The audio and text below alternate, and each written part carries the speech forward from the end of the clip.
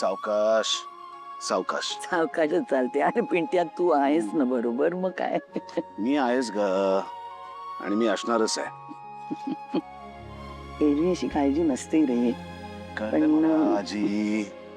जसा तुला बसला ना तसा धक्का मलाही बसलाय आणि खरं तर माझी चूक आहे की मी तुझ्या सिक्युरिटीच्या बाबतीत कमी पडलो.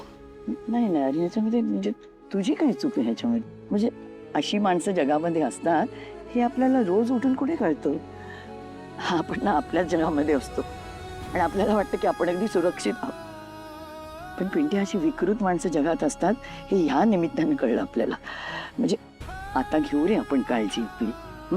हे बघ, माझी सुटका करण्यासाठी ना तू शक्यतो सगळं केलंस रे. तू आणि स्वानंदीने मला घरी आणलंस. आता ह्याच्यापेक्षा काय अपेक्षा ठेवायची मी. पिंट्या कोणी केलं असेल रे. म्हणजे माहित नाही आजी, पण स्वानंदी मॅडम ऐकतच नाहीत. अरे पण स्वानंदीनं असं उगीच नाही बोलणार रे. तिला काहीतरी असं संशयास्पद वाटलं असेल म्हणून ती बोलली. उगीच काहीतरी मनात आलं आणि बोलून गेला अशी नाही रे ती. जबाबदार मुलगी आहे ना स्वानंदी. हो पण आपण काय अशा अशा विकृत माणसांबरोबर घरात राहतो का. आणि काकू तिच्याबद्दल बोलते. अगं 24 तास आपण एकत्र असतो. अंशुमन नाही राहत आपल्या बरोबर. त्याचं मागणं कुठे कळतं आपल्याला. हे बघ आजी, आपलं ना खूप वर्षांचं नातं आहे. मी असं एकदम अचानक संशय नाही घेऊ शकत. मला पुरावा हवाय, सबळ आणि ठोस पुरावा. हे बघ पिंट्या, माझं एवढंच म्हणणं आहे. सगळ्या फॅमिलीनी ना असं एकत्र राहिलं पाहिजे. एकमेकांना सांभाळून घेतलं पाहिजे. एकमेकांवर असं विश्वास ठेवला पाहिजे रे. मग माझं काही वेगळं म्हणणं आहे का आजी. आणि फॅमिलीमध्ये स्वानंदी आलीच ना. हे बघ, मला इतकंच म्हणायचं आहे की आता यापुढे तुमच्या सगळ्यांच्या सेफ्टीची जबाबदारी माझी. मी आता नवीन सिक्युरिटी गार्ड्स अपॉइंट केलेत. यापुढे बाहेर जाताना सिक्युरिटी गार्डला बरोबर ठेवून बाहेर जायचं, कळलं. अरे लोक काय म्हणतील. लोक काही म्हणू देत का, त्यांनी मला काही फरक पडत नाही. तू एक गोष्ट लक्षात ठेव, यापुढे फोन सतत चार्ज करून ठेवायचा तुझा.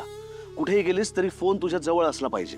कुठे जाणार आहेस, कोणाला भेटणार आहेस, या सगळ्या गोष्टी तू मला मेसेज करून ठेवायच्या. मला, फक्त मला, कळलं. कळलं.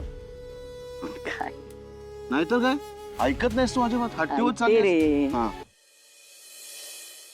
स्वानंदी आधी हाडून हाडून टोमणे मारायची मला.